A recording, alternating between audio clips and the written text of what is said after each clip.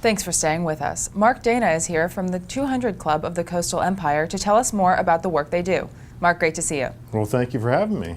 So let's start here. For viewers who may not know, can you please describe the 200 Club of the Coastal Empire? What's going on there? Certainly. The 200 Club of the Coastal Empire is a 501c nonprofit organization that spans 20 counties from the Florida-Georgia border and Georgia up into South Carolina, with Beaufort and Jasper counties being included in the total 20 counties we serve.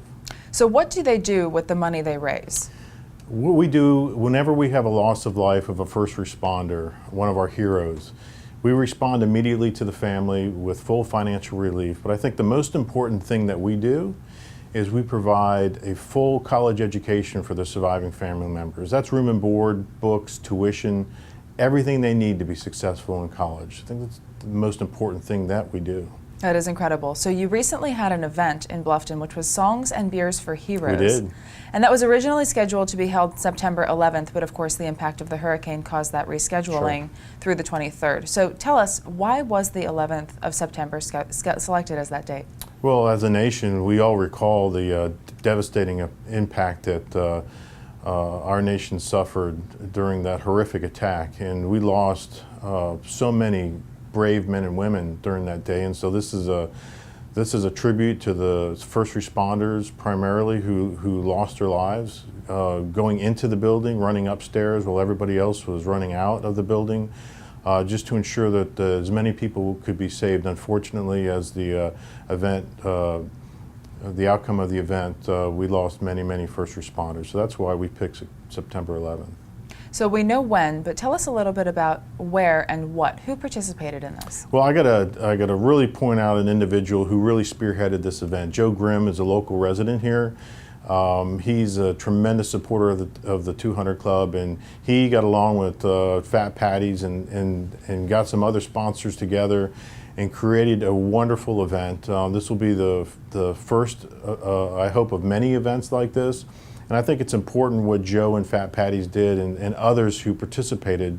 There's a long list of sponsors and participants that made this successful. Is the awareness that it spreads. Surf fundraising is extremely important to us. It's a $250,000 commitment. Whenever we respond to a family who's lost a loved one, a first responder.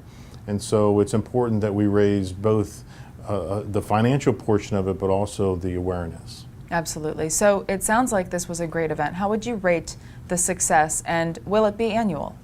Well, we hope it will be annual. Joe and his team have explored that, and we look forward to hearing their plans for going forward with it. Obviously, it takes a lot of resources to put something like this together. All told, they raised about $10,000. But again, I think the awareness, allowing us to be here discussing this with your viewers is extremely important, because for those who don't know about the 200 Club, 100% of all the monies we get goes to the families. We don't have any administrative fees. It's all run totally out of our heart and our pride towards the families and their sacrifice. That's incredible. So tell us quickly, how can people stay informed on these events coming up and learn more about your club in general? Well, if they want to go and please view our website, it's www.200club.org, all spelled out, 200club.org. And we have all of our current events on there. We have ways that you could help, the ways you could sponsor, become a member. We do have memberships available, and learn more about these events and others. But again, I want to thank your programming and your ability for us to spread the word to your viewership.